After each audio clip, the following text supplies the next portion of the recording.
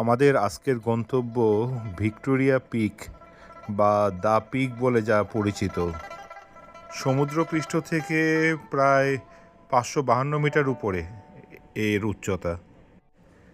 বর্তমানে এটা Victoria pick নামে পরিচিত হলেও এর একটি চীনা নাম আছে, যার হচ্ছে গিয়ে থাই ফিং শান, যার অর্থ হচ্ছে গিয়ে মহাশান্তির পর্বত।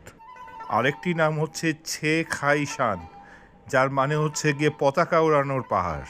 মনে করা হয় একসময় জলদস্যু জাং বাও জাও এখানে পতাকার সংকেত দিত জাহাজকে আক্রমণ করার জন্য, অথবা ব্রিটিশ শাসনের শুরুতে ইংরেজরা এখানে পতাকা উড়িয়ে তাদের অধিকার প্রতিষ্ঠা করেছিল।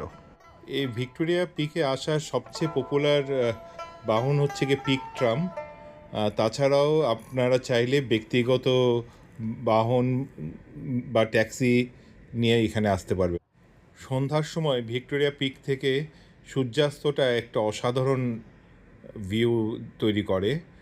এই সূর্যাস্তের সাথে সাথে হংকং সিটির যে ভিউ, মানে স্কাইলাইনগুলা, সেটা আপনাকে মানে আকর্ষিত করবে।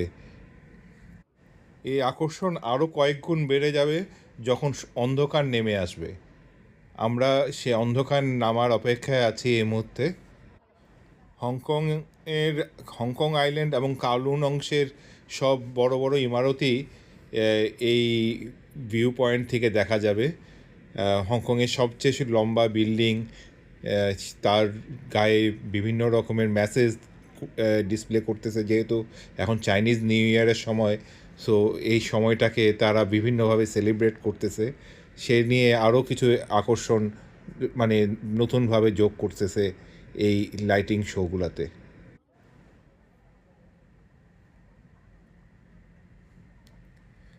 এটা হচ্ছে অন্ধকার নামার পরে ভিক্টোরিয়া পিক থেকে হংকং সিটির যে স্কাইলাইনের ভিউ, সেটা অসাধারণ এক সুন্দর দৃশ্য। ভিক্টোরিয়া পিক সম্বন্ধে আরও ডিটেলস পেতে আমাদের বিস্তারিত ভিডিওটি আপনারা উপভোগ করুন। আশা করি এই ভিডিওগুলি আপনাদের ভ্রমণের অনেক কাজে আসবে, আপনাদের অনেক বেশি সমৃদ্ধ করবে। ধন্যবাদ আপনাদের সবাইকে আমাদের সাথে থাকার জন্য।